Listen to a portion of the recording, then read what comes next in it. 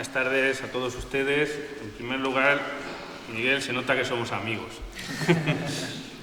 Obviamente estar aquí un año más es para mí todo un placer porque, como bien dice Miguel, pues es una de mis casas. Toda mi infancia he venido a las fiestas de Santiago. Si no me conocen, eso es bueno. Pero he estado muchas veces en las fiestas de Santiago porque tengo muchos y muy buenos amigos aquí. Siempre hay que dar las gracias a Juan por el gran esfuerzo que hace. Hace un ratito cuando veníamos ya lo veía desesperado que no llegaba, pero es que al final eres el alma de esto. Y tener aquí también, poder compartir mesa con Magdalena, pues es un auténtico placer. Nos falta Enrique, por motivos familiares no ha podido estar, pero hubiera sido pues excepcional tenerlos a todas aquí. Mi ponencia, pues les voy a contar un poquito algo de una parte, la parte final de lo que yo he trabajado y que sigo trabajando, que es sobre todo por qué desaparecen tantas fortalezas medievales al final de la Edad Media en el Campo de Montiel. El Campo de Montiel es un lugar excepcional para las fortificaciones. Puedo decirles sin lugar a dudas que es la zona de Castilla-La Mancha con mayor intensidad de fortificaciones, de eso no hay ninguna duda, y que lo comparte con la Sierra del Segura. Aquí tienen una imagen de lo que serían las fortificaciones del Campo de Montiel en torno a mediados del siglo XIV, y como ven, prácticamente todas las poblaciones que conocemos ahora, que han llegado hasta nosotros, tenían una fortificación, y muchas más que han desaparecido. Podríamos hablar en torno a 50, 60 fortalezas de distintas épocas, las que llegaron a la plena Edad Media. Hay dos momentos donde empiezan a desaparecer, como veremos posteriormente, a mediados del siglo XIV, con la centralización del poder, quizás algunas también con la conquista cristiana, pero cuando más fortificaciones desaparecen es en el siglo XV. Obviamente, les voy poniendo un circulito azul donde está el Baladejo para que se hagan una idea. Obviamente el Campo de Montiel no se entiende sin la Sierra del Segura. Es una cosa que yo he remarcado mucho, lo he hablado mucho con Juan, con Miguel. Estas divisiones administrativas que se hicieron ya en el siglo XIX de separar el Campo de Montiel de la Sierra del Segura es una barbaridad histórica. Cuando uno se pone a ver la documentación islámica, por ejemplo, el Campo de Montiel pertenecía a la Cora de Jaén, una especie de provincia, es decir, que estábamos unidos a ello. Pero es que con la Orden de Santiago pasa 3/4 de lo mismo. La provincia del Campo de Montiel y Segura está unida hasta que nos separan los iluminados del siglo XIX. Pero es que esa separación llega a ser tal que Osa de Montiel lo meten en Albacete y lo dejan fuera de Ciudad Real, otra cosa que no tiene mucho sentido. Pero bueno, si ustedes quieren comprender el Campo de Montiel, tanto la Edad Media como la Edad Moderna, tienen que entenderlo unido totalmente a la Sierra del Segura, y ahí es cómo funciona pues, tanto caminos como vías, como la relación entre las propias fortificaciones. Como les venía diciendo, tenemos varios momentos en que se van a maltratar mucho las fortificaciones. En primer lugar, cuando el Campo de Montiel es conquistado por la Orden de Santiago, que prácticamente lo hace en solitario. Eso quizás es uno de los grandes triunfos de la Orden de Santiago con respecto a otras órdenes militares, que es que tuvieron la inteligencia de tener quizás poquitas posesiones al principio, pero todas ellas unidas. La Orden de Santiago es capaz de mover ganados, sobre todo ganados y comercios por su territorio, desde la provincia de Madrid, lo que se conoce la provincia de la Ribera del Tajo, hasta el mar, hasta Murcia, sin pagarle peaje a otras órdenes militares, cosa que el resto de órdenes no pueden hacer. Y eso le convierte prácticamente ya después de las Navas de Tolosa en la orden militar más importante, como así será prácticamente hasta la desaparición de las órdenes militares ya de facto en el siglo XIX, aunque realmente las órdenes militares empiezan a perder su peso a final de la Edad Media con la incorporación de los maestrazgos a los reyes católicos y luego la disolución o la incorporación que ya hace el papado. Por eso, cuando la Orden de Santiago ocupa el Campo de Montiel, aquí hay mucha fortaleza islámica y mucha población islámica. Y lo conocemos porque tenemos una nómina de mudéjares hasta el siglo XV. Los mudéjares son musulmanes que viven en territorio cristiano. El Campo de Montiel es una zona con muchísimos mudéjares. Y no tengo que darles muchas explicaciones. Alhambra, Almedina, Albaladejo, Montiel es un topónimo islámico, es Mundiel. Y cojan ustedes todos los topónimos que tenemos a lo largo de los campos. Y sobre todo en el que estamos, que volveremos sobre él. Lo que pasa es que se hace una transformación, pero no se hace una transformación muy grande. Lo que antes eran grandes castillos islámicos, los Husún que llamamos, que son centros administrativos, se convierten en cabeceras de las encomiendas. de los centros principales de las órdenes. Los castillos, las fortalezas secundarias se convierten en castillos de apoyo. Y las alquerías, donde viven una serie de familias, se convierten en aldeas. Realmente la Orden de Santiago triunfa porque adopta el mismo modelo. Lo único que cambia es la transferencia de lo que van a ser los impuestos y las formas de producción. Pero son muy listos en ese sentido, quizás mucho más que otras órdenes.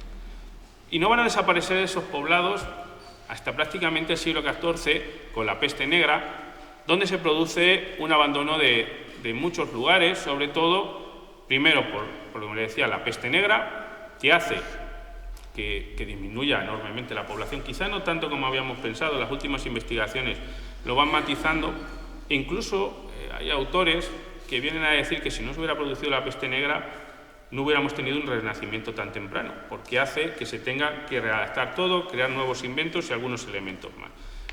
Y sobre todo en el campo de Montiel y los territorios de órdenes por una centralización del territorio. Es decir, cambian muchos modelos productivos, se abandonan aldeas y sobre todo antiguas aldeas que tienen cereales se van a dejar como dehesas para los grandes ganados de las órdenes y de las villas que empiezan a ampliarse. Y sobre todo porque a mediados ya sobre todo a la muerte de Alfonso XI y con el reinado de Pedro I se crean prácticamente 150 años de guerras ininterrumpidas en muchos casos que van a afectar en unos momentos de mayor medida y otros momentos menos, pero que van a afectar negativamente obviamente a las tierras del campo de Montiel, también a las tierras de la Mancha por estar en la zona central. Cuando llega el siglo XV, los castillos de órdenes militares, que los tenemos muy bien descritos en los libros de visitación, los libros de visitación son como una especie de inspecciones de hacienda dentro de las propias órdenes, donde va un caballero y un caballero freire de la orden militar recorriendo los distintos territorios de las órdenes y nos van haciendo una descripción de los bienes de las órdenes. Siempre es igual, primero llegan a la plaza y le dicen a los freires que viven en el mismo pueblo que se vayan, y le dicen al pueblo que presenten las quejas. Luego se va a la iglesia, luego se va a la fortaleza y luego se visitan las distintas rentas de las órdenes, que normalmente son los hornos, las dehesas y algunas casas más. Y aquí nos empiezan a hablar de que todos los castillos están destrozados. Muchos de ellos porque ya han perdido funciones, como veremos, y otros porque ya no vive el responsable dentro de ellos. Yo me acuerdo, por ejemplo, en el castillo de Terrinches, cuando lo estudiábamos, que allí solo estaba la mujer y el perro del alcaide, no había nadie más. En Montiel acaban a pleitos tremendos y en el Albaladejo muchas veces llegan y abren la puerta ellos solos. Les han dejado la tranca abierta para que entren y puedan inspeccionar. Pero, ¿por qué llegan a esta destrucción? Primero, por 4 grandes momentos militares que vamos a tener entre finales del siglo XIV y finales del siglo XV. Primero, los desmanes y saqueos que se producen en la Primera Guerra Civil Castellana, que ha denominado el profesor Valdeón, entre Pedro I y Enrique de Trastámara. Los de Montiel se nos nota mucho que somos petristas. Y lo de decir Enrique de Trastámara como rey me cuesta mucho. Me volverán a decirlo muy poquito. Pero bueno, somos muy petristas. Pero en fin, en esas guerras, aunque no se producen muchos desmanes en un primer momento, a raíz de la batalla de Montiel de 1369, cuando los ejércitos de Pedro I llegan a Montiel, se van a repartir por las distintas aldeas. Sabemos que hay tropas en Albaladejo, porque no pueden mantenerlas en un pueblecito como era Montiel, que aunque tenía mucho nombre, era una población pues muy reducida. Cuando Pedro I pierde la batalla, las compañías blancas francesas sí que sabemos que van a hacer desmanes, queman casas, van a asaltar algunas fortalezas y se producen las primeras destrucciones, porque los libros de visitas se nos hablan de cuando las guerras de Pedro I. Obviamente, a partir de 1415 y hasta prácticamente 1425, con las guerras contra los infantes de Aragón, se producen también todo un conjunto de saqueos, destrucciones de aldeas, y que también van a llevar a varios saqueos. Además, hay una participación de tropas granadinas, que las tenemos, parece que no, pero Granada está muy cerca en términos relativos, y que van a entrar en las villas del campo de Montiel haciendo destrucciones. Por ejemplo, en 1422 tenemos la destrucción de Almedina y de Terrinches. Se queman, se saquean. Y otras guerras por el maestrazgo de la Orden de Santiago y el control de la orden militar. Estas son las mayores destrucciones de fortificaciones de la Orden de Santiago que tenemos prácticamente a nivel nacional.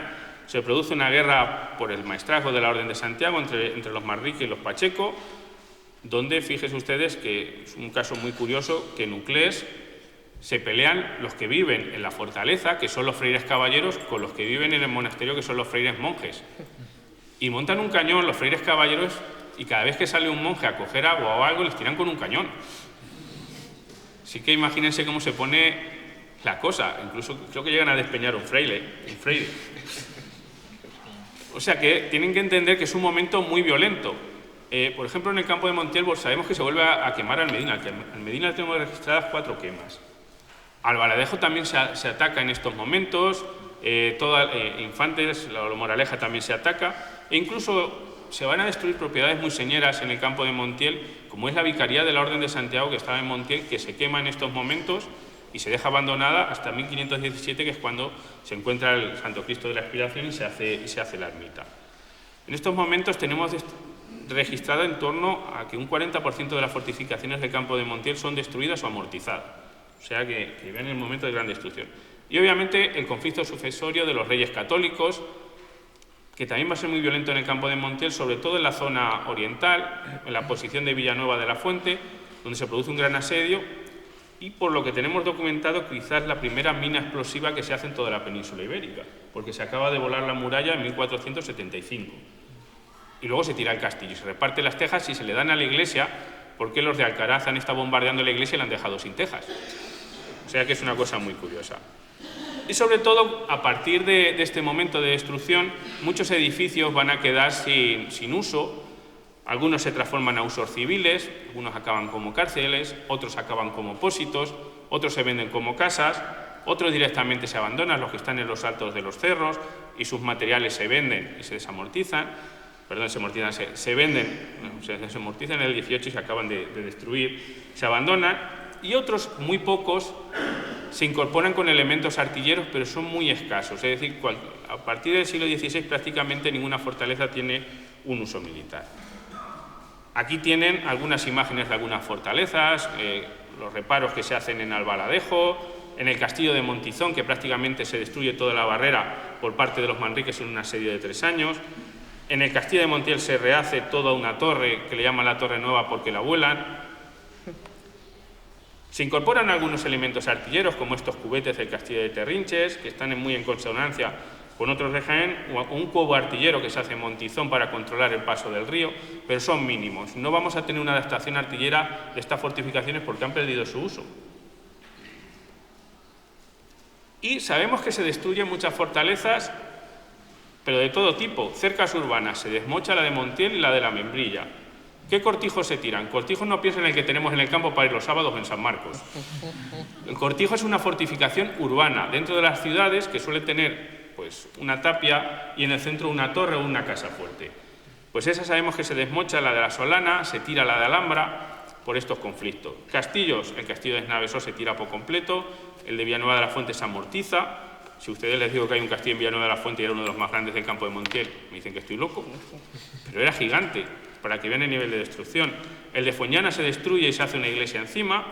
Torres como el de la de la Higuera, Cerro Melona en Terrinches también se destruye, las atalayas de Montiel se desmochan por completo, y la casa fuerte, por ejemplo, de Ruidera se tumba por completo y luego va a estar en lo que ahora, luego es la fábrica de pólvora.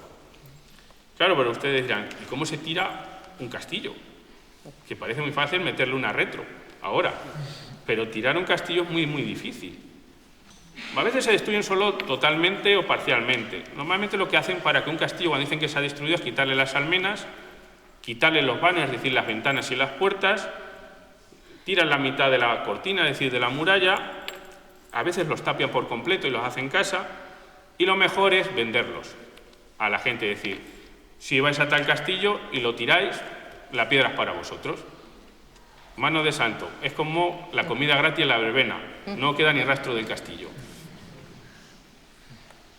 Pues aquí ven algunas imágenes. El castillo de Alcubillas, que se tira en 1446, queda derrocado por completo. Además, fíjese siempre en un detalle, cuando vayan a ver una ruina y la vean toda a la misma altura, eso no es una ruina del tiempo, es una ruina intencionada. O el castillo de Rochafrida, no sé, de Montiel, en plenas lagunas, que también se tira. Este es el castillo de Villanueva de la Fuente, que lo dejan arrasado por completo. O la Torre de la Higuera, que lo que hacen es desmocharle las puertas y ya no tiene una función militar.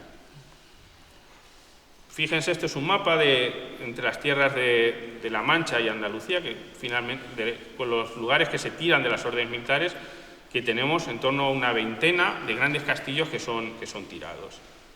Pero hay que preguntarnos qué ocurrió con el castillo de Albaladejo. En 1480 nos dicen los visitadores que fueron a ver la casa de la orden, que es como fortaleza. Ya no acaban de entenderla, es decir, que ya había debido perder algunos elementos. Dicen que estaba cerrada todo por fuera y está caído de todo por el suelo en las casas que en ella estaba. Esto lo hablan en 1480. En 1480 debía ya de estar con algunas casas en el interior, pero el cuerpo de la fortaleza todavía debía ser visible. Ahora lo veremos un poco más adelante. Pero claro, Albaladejo, ¿de dónde venía? Claro, aquí hay que plantearnos pues muchas dudas. El problema que tenemos es que Albalaz, que significa el camino, siempre hemos pensado que es el camino real de Andalucía por lo que está. Claro, lo pensamos porque tenemos una villa romana. Pero dejemos de pensar en romanos y pensemos en medievales. El camino realmente por el que está aquí Albaladejo es el camino de Montiel a la Sierra del Segura. El de los romanos los dejamos para los romanos. Los medievales tenían sus caminos y sus funciones.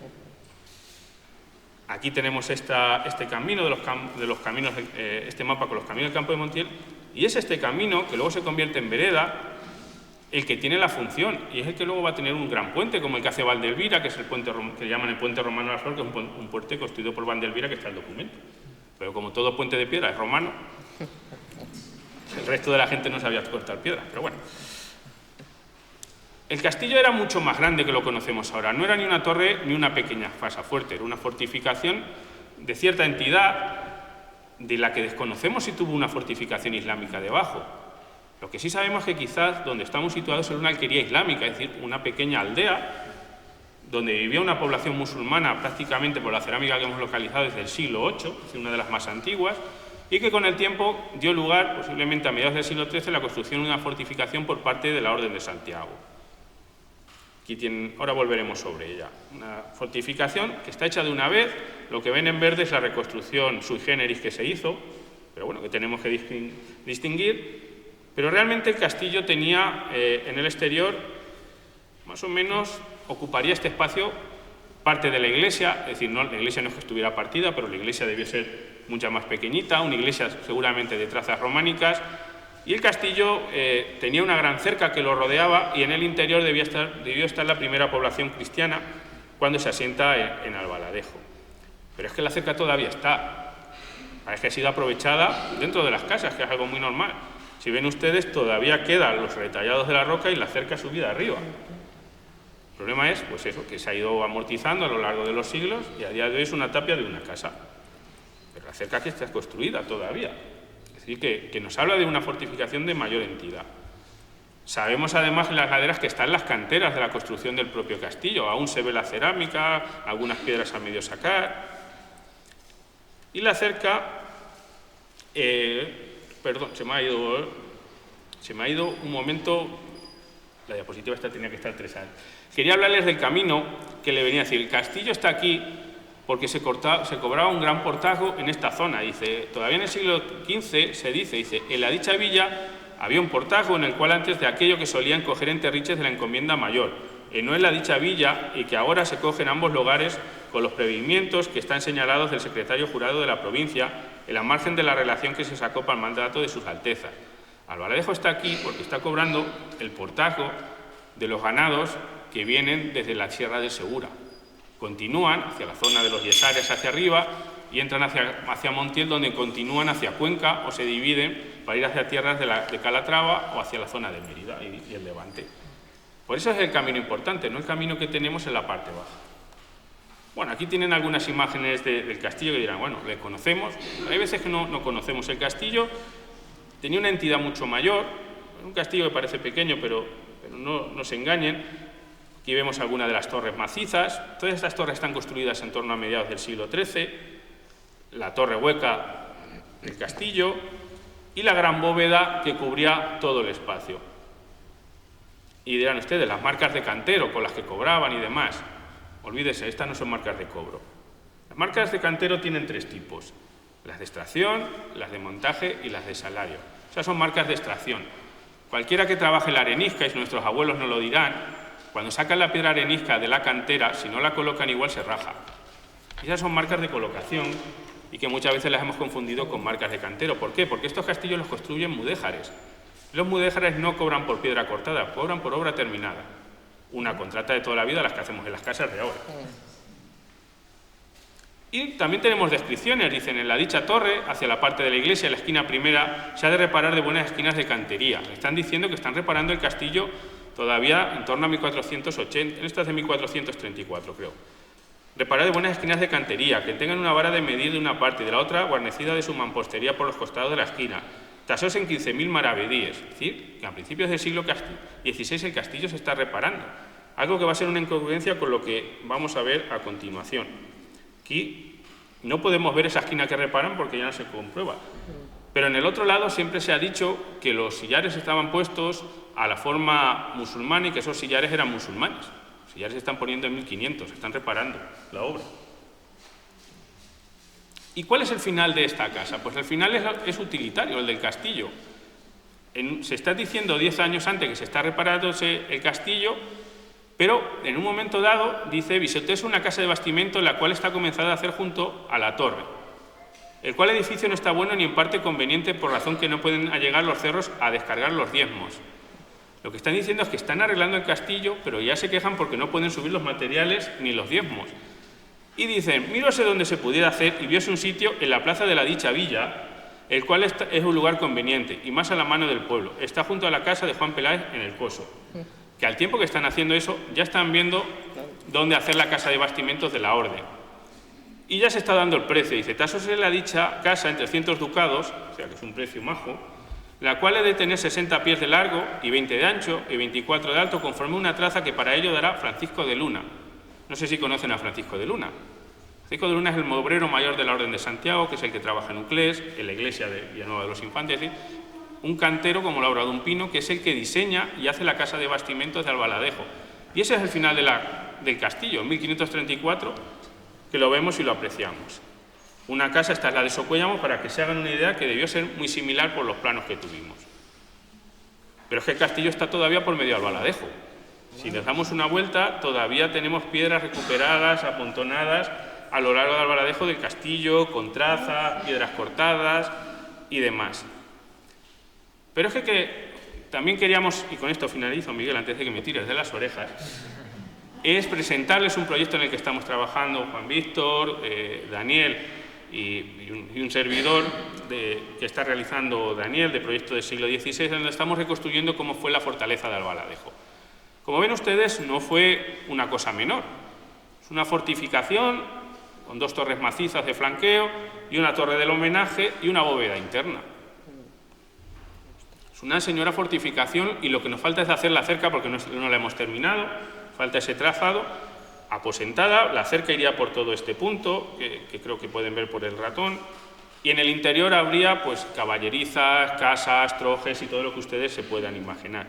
Y además esta gran bóveda, todavía seguimos discutiendo lo de las torres, yo no creo que tengan terraza, creo que están todas cubiertas, porque un 6 de enero, 7 de enero, dormir aquí no tiene que ser muy agradable, ya veríamos con el barco.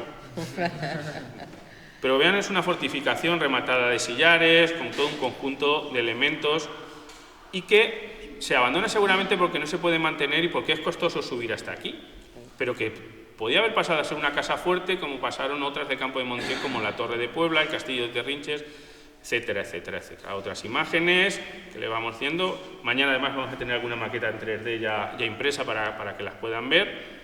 Aquí otra de las imágenes donde se ve toda esa galería almenada y poquito más. Espero que les haya gustado. Cualquier duda pues las podemos comentar. Muchas gracias por su atención.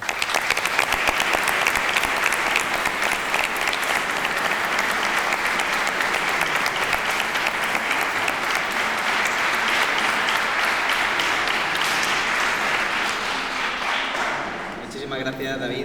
Realmente, normalmente suelo ser bastante estricto con los tiempos, pero están viendo ustedes que hoy es difícil. Hoy es difícil porque realmente nos estáis aportando mucha luz y datos realmente interesantes sobre asuntos que bueno, yo creo que todos tenemos en el imaginario popular de varias generaciones el aspecto que tiene a día de hoy el Castillo de Albaladejo.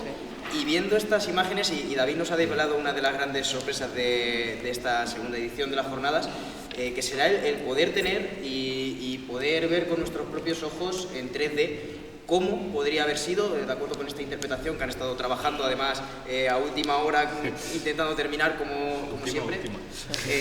Pues yo creo que es algo que tiene muchísimo valor y que les va a gustar. Mañana creo que podremos disponer ya de las maquetas, con lo cual, David, muchísimas gracias. Muy brevemente, sí que me ha llamado mucho la atención realmente es un detalle que has comentado, pero sobre el abandono de las fortificaciones en el campo de Montiel, comentabas que los propietarios llegaron a abandonar sus castillos. Quería preguntarte si sabrías decirnos por qué y si realmente hubo un éxodo, una época de éxodo en este periodo que lo hiciese, o por qué pierden el interés estos propietarios en sus propiedades. Bueno, sí, lo principal, y lo conocemos sobre todo a mediados ya del siglo XIV, es que no quería usar el término porque es raro, la Orden de Santiago y otras órdenes se patrimonializan. Es decir, los nobles, los freires ya no piensan tanto en el bien de la orden, sino como bien propio. Y al final van heredando muchas veces las encomiendas de padres a hijos y demás. Y es mucho más, pues tiene más valor o es mucho más beneficioso estar cerca del rey, en la corte que se va moviendo, y dejar a alguien en esas fortificaciones. Cuando había pasado todo lo contrario, hasta finales del siglo XIII todavía tenemos algunas sentencias para del maestre, algunos comendadores, por dejar caer fortalezas, y algunos son destituidos.